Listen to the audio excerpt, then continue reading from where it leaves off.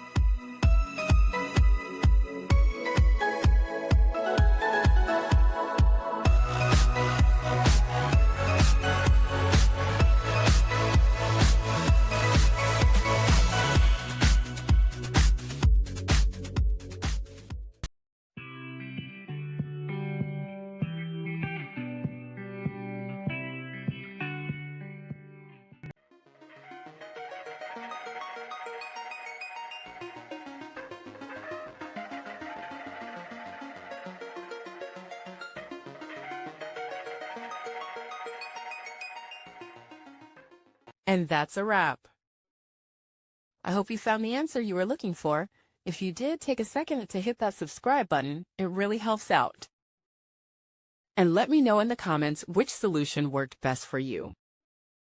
See you next time in the debug zone.